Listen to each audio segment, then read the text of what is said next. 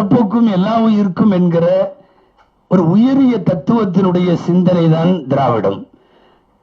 இஸ்லாமிய மார்க்கத்தை கற்றறிந்தவன் என்கிற அடிப்படையில் எங்களுடைய பார்வையில் ஒரு தாய் தந்தையின் பிள்ளைகள் என்கிற அல் குர்ஆனின் வாக்கியமும் பிறப்புக்கும் எல்லா உயிருக்கும் என்பதும் கிட்டத்தட்ட சமநிலையில இருந்து பார்க்கப்படுகிறது.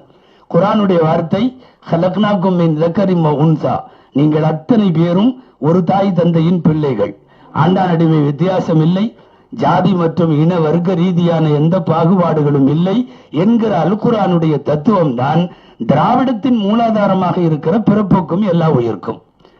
குலத்தாழ்ச்சி உயர்ச்சி சொல்லல் பாவம் என்கிற பைந்தமிழிலே இருந்து எங்களுடைய இஸ்லாத்தினுடைய சமூக நீதி அப்படியே படம் பிடித்து உள்வாங்கி இருக்கிறது திராவிடம். அதனால் தான் திராவிடத்தை பேசுகிறோம். நிறைய சமயங்கள் இருக்கக்கூடிய இந்தியாவினுடைய திருநாட்டில் சுமார் 8 சமயங்களுக்கு இந்தியா தான் பர்த் பிளேஸ்ங்கிறாங்க. பிறப்பிடமே 8 சமயங்களுக்கு இந்தியா தான். 8 சமயங்கள் இங்குதான் பிறந்தது. ஆனால் 8 சமயங்களுக்கும் சேர்த்து எழுதி தந்த அம்பேத்கர் சொன்ன வார்த்தை, அவர் உருவாக்கி தந்தது, இது செக்யூலர் கண்ட்ரி, இது மதச்சார்பற்ற நாடு, ஆளுவோருக்கு அரசுக்கு மதம் கிடையாது. தனியாக ஒரு முதல்வர் ஒரு பிரதமர் ஒரு மதத்தில் இருக்கட்டும், கவர்மெண்ட்டுக்கு மதம் இல்லை. கவர்மெண்ட்டுக்கு மதம் இல்லை என்கிற அந்த செக்யூலரிசம், அந்த செக்யூலரிசம் தான் அம்பேத்கரால் இந்த நாட்டில் முன்வைக்கப்பட்டு, நான் நிறைய தடவை பேசியிருக்கிறேன், ஏன் பள்ளிவாசலில் வெள்ளி மேடையிலேயே சொல்லி இருக்கிறேன், அம்பேத்கர் உயிரோடு இருந்தால் அவர் கைகளை முத்தமிட வேண்டும். இந்த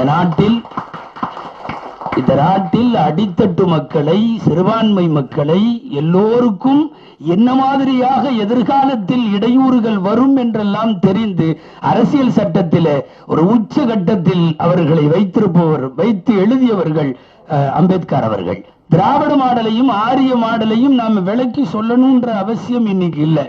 நேயத்தோடு அரசியல் செய்தால் திராவிட மாடல், வெறுப்பு அரசியல் செய்தால் அது ஆரிய மாடல். மனிதர்களுக்கு நீங்கள் அரசியல் நடத்தினால் அது திராவிட மாடல், மாடுகளுக்கு நடத்தினால் அது ஆரிய மாடல்.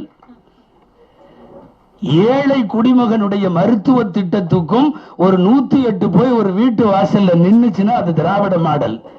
உன்னை விடமாட்டேன்னு புல்டோசர் நின்றுச்சுன்னு வைங்களேன், யூபியில நிக்கிற மாதிரி, அது ஆரிய மாடல்.